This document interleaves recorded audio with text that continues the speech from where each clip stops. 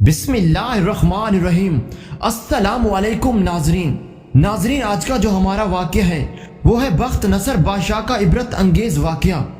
ناظرین، کس طرح حضرت زکریا اور یحییٰ کو بے دردی سے قتل کر دیا گیا۔ ناظرین، اس واقعے کو اینڈ تک لازمی دیکھیں۔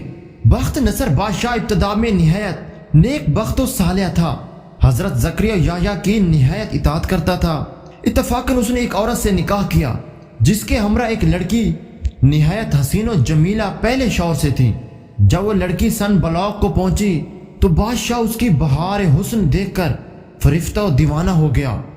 اس کی ماں کو پیغام دیا، وہ بہت خوش ہوئی، مگر دل میں اندیشہ کیا کہ بادشاہ پیغمبروں کا مطیع فرمان ہے اور نکاح اللہ کے پیغمبروں کی شریعت کے خلاف ہے، وہ کیوں اس کام کی اجازت دیں گے؟ اس لیے بادشاہ سے کہا کہ تم اس کا مہر ادا نہ کر سکو گے۔ اس نے دریافت کیا کہ کتنا مہر ہے؟ جو کچھ کہو میں دوں گا۔ عورت نے کہا، اس کا مہر تمہارے دونوں پیغمبروں کا سر ہے، اگر تم یہ مہر ادا کر سکو تو لڑکی حاضر ہے، ورنہ اس کا نام مت لو۔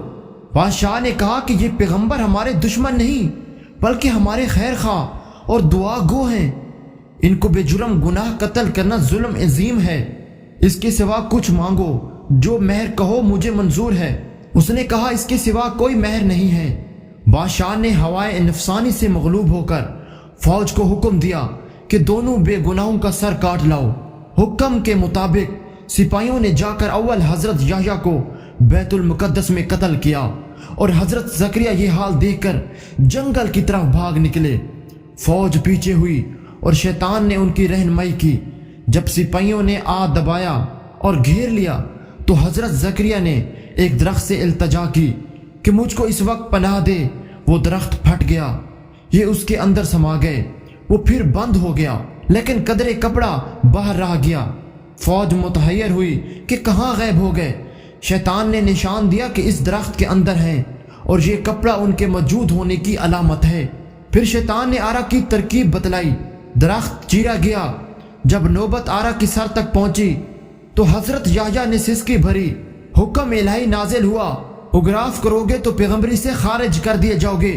تم نے غیر سے کیوں پناہ مانگی؟ اگر ہم سے التجا کرتے تو کیا ہم پناہ نہیں دے سکتے تھے؟ اب اس کا مزہ چکھو اور چپ سر پر آرا چلنے دو۔ غرض یہ کہ سر سے پاؤں تک جسم چیرا گیا اور حضرت زکریا نے دم نہ مارا۔ جب دونوں پیغمبر اس بے دردی سے قتل ہوئے تو غضب الہی نازل ہوا، دن طریق ہو گیا۔ ایک بادشاہ فوج خون خار لے کر چڑھا اور اس شہر کے باشندوں کو گرفتار کر لیا۔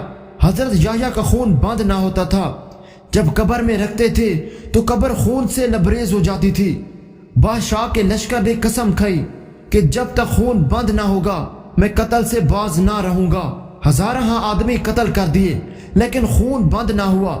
اس وقت ایک شخص حضرت یحییٰ کی لاش پر آیا اور کہا کہ تم پیغمبر ہو یا ظالم؟ ایک خون کے بدلے میں 1000 آدمی قتل ہو چکے ہیں، اب کیا سارے جہان کو قتل کرو گے؟ اتنا کہنا تھا کہ خون بند ہو گیا۔ ناظرین، یہ واقعہ تھا بخت نصر بادشاہ کا اور کس طرح اس نے حضرت زکریا اور حضرت یحییٰ کو قتل کیا۔ ناظرین، جامعہ دمشق میں حضرت یحییٰ کی قبر ہے۔